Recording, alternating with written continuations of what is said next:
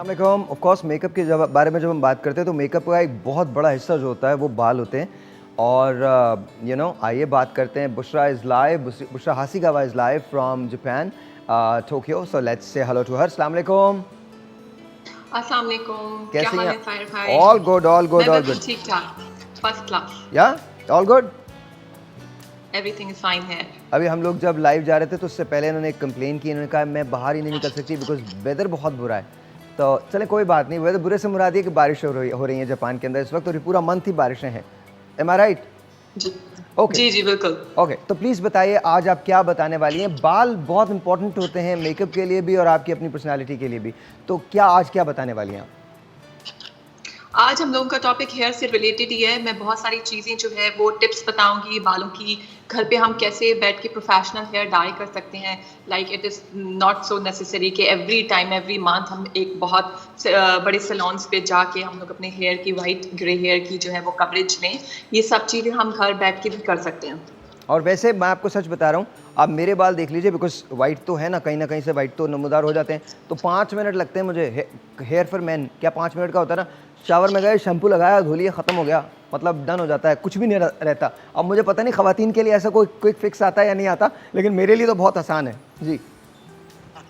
अच्छा, तो अब ये है कि मैंने ज़्यादातर पाकिस्तान में ये सब चीज़ें देखी हैं कि जो बहुत टीन एज लड़कियाँ हैं, यंग एज की लड़कियाँ हैं, जिनकी उम्र नहीं है अभी सफ़ेद बालों की, ग्रे हेयर की, उनको भी बहुत ज़्यादा ग्रे हेयर प्रॉब्लम है। बहुत बहुत छोटी एज में they have start taking hair dye because of the grey hair. तो उसका मेन एक रीज़न पाकिस्तान में ये है कि जो भी शैम्पूज़ और कंडीशनर, जो भी हेयर रिलेटेड प्रोडक्ट्स आ रहे हैं, उनमें बहुत ज़्यादा हाई केमिकल्स हैं। ओके। उन हाई केमिकल्स की वजह से जो है बाल बहुत ज़्यादा डैमेज हो रहे हैं।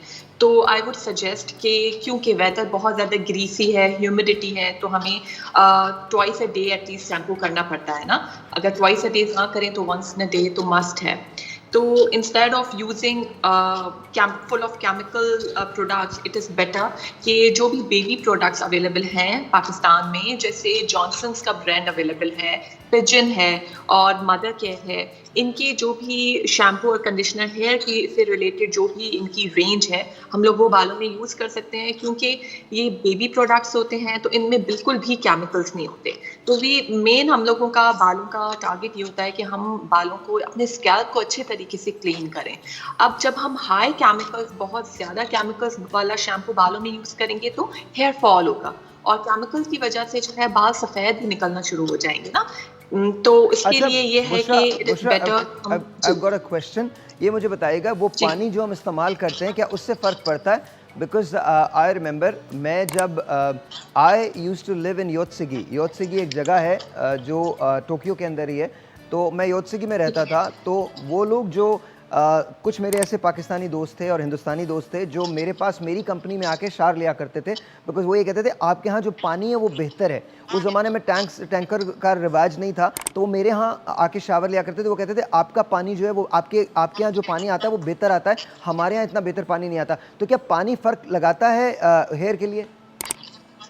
बिल्कुल, पानी से नो डाउट बालों में देखें, पानी से और वेदर से बालों में ज़रूर इफ़ेक्ट पड़ता है, ऐसा नहीं है। लेकिन ये है कि उन चीज़ों को तो हम चेंज नहीं कर सकते ना। बहुत हुँ। ऐसे लोग हैं जो नमकीन पानी से, कराची में मोस्टली क्योंकि सी साइड है, नमकीन पानी इस्तेमाल होता है, तो उसकी वजह से तो बाल डैमेज होते हैं। अब नमकीन पानी का सॉल्यूशन क्या है?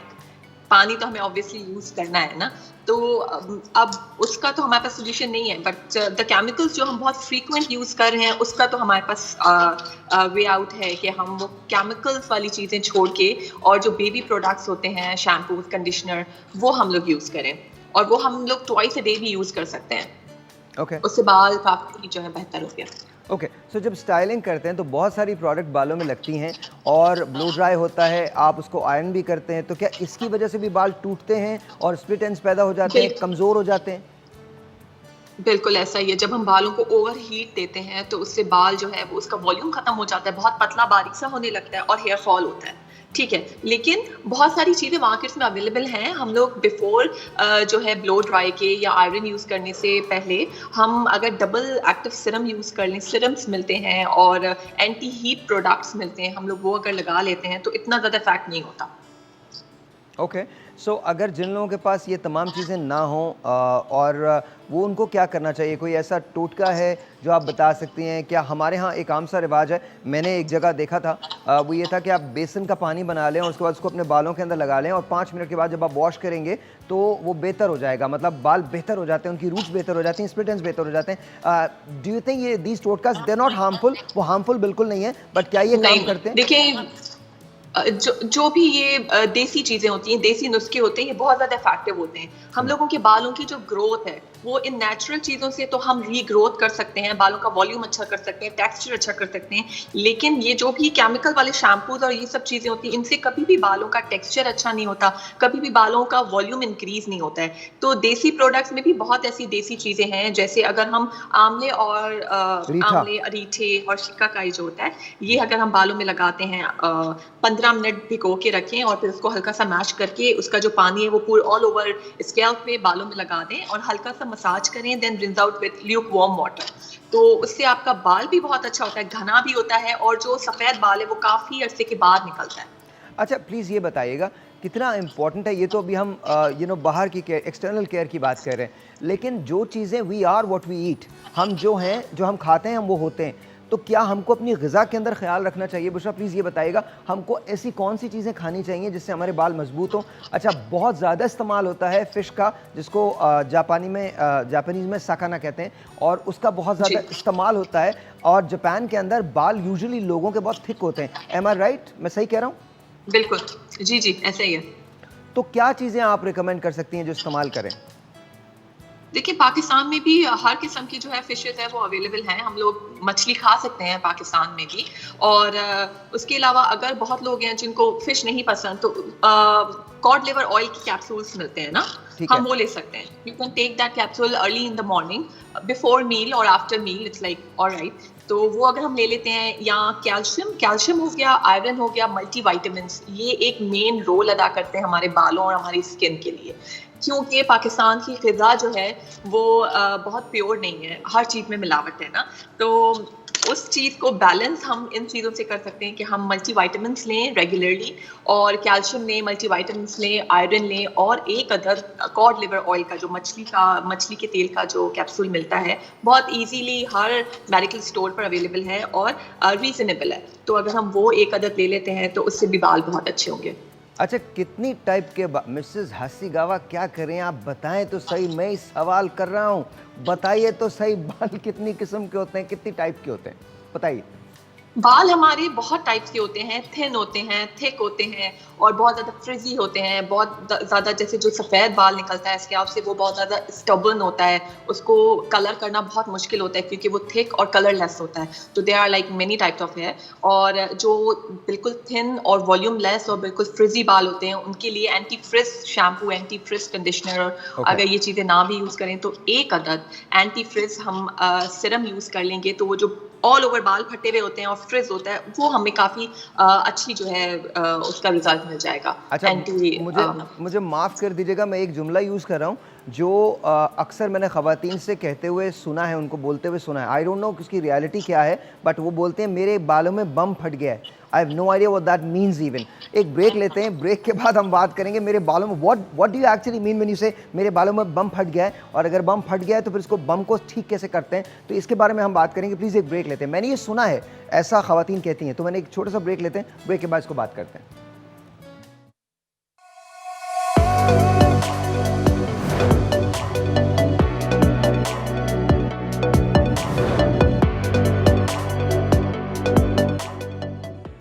ऑलराइट जी, वंस अगैन लेट्स सी अगर हम मिसेस हसीगावा से, बुशरा से बात कर सकें तो। आई डोंट नो, हमारी लाइन जो है वो ड्रॉप हुई है। I have no idea, do we have her?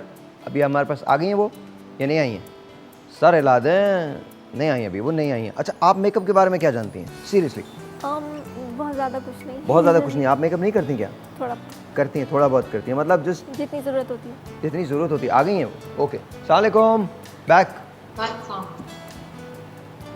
Is there a problem in the connection का कोई प्रॉब्लम हो रहा है? हेलो, आपको आवाज़ आ रही है मेरी? अब आ रही है। Okay okay okay. सो अच्छा ये बताइए बुशरा कि ये एक आम जुमला सुनने को मिलता है, बम फट गया बालों में, व्हाट इज दैट? असल में जब हम लोग ओवर केमिकल वाले शैम्पूज और कंडीशनर यूज करते हैं तो हमारी एक्सपेक्टेशंस ये होती है कि अब जो है बाल बड़ा स्ट्रेट और वो फ्रिज फ्री हो जाएगा, लेकिन उससे यह होता है कि एक लिमिट होती है ना बाल को केमिकल बर्दाश्त करने की।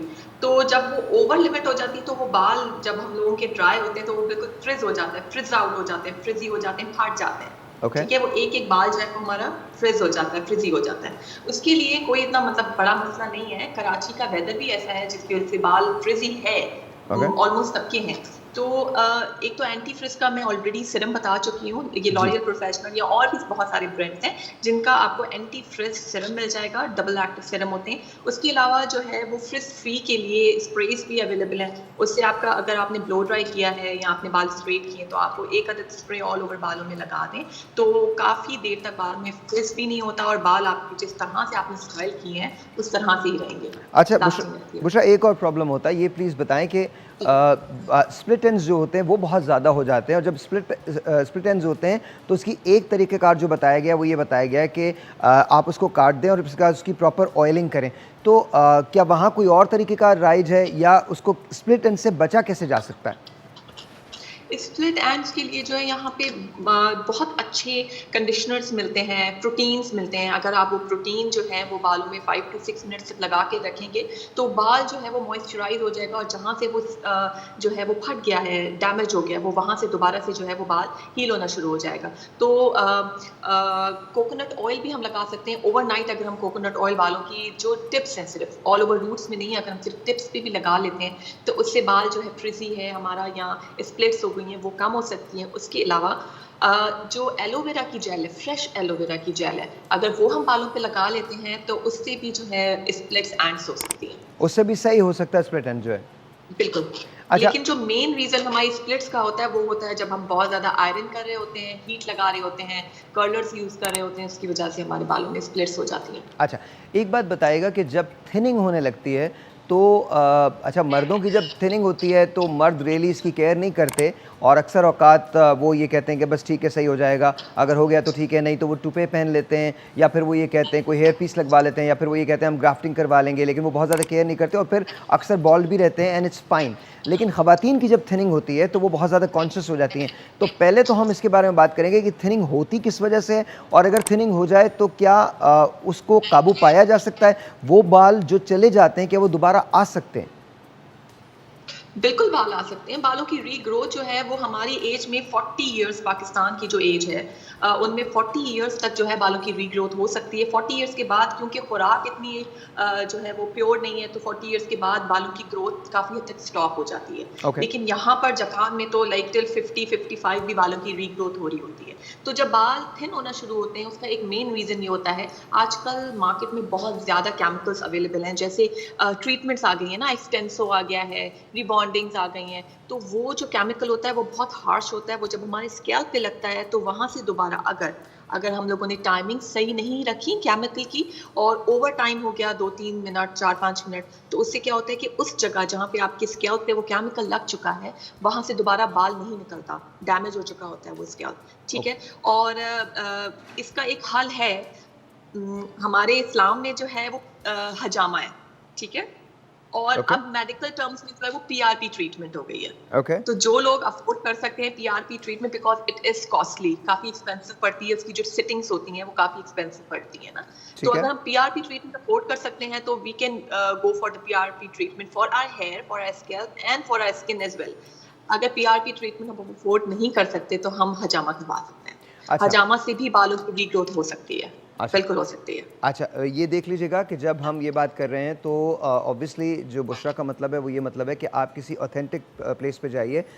वो लोग जो हिजामा डॉक्टर्स हैं वो सर्टिफाइड होने चाहिए और उनका एक क्रेडेंशियल होना चाहिए, उनका एक बैकग्राउंड होना चाहिए। ज़रूर पता कर लें, फिर अपने फिजिशियन से ज़रूर मशवरा कीजिए, बिकॉज़ वो आपकी कंडीशन को जानता है। हिजामा जाके ऐसे ना करवाइए, बिकॉज़ अगर हिजामा एक्सपर्ट आपको नहीं मिलता तो फिर बड़े बड़े प्रॉब्लम हो जाते हैं। दूसरी बात जो उन्होंने कही है वो पीआरपी के लिए कही है।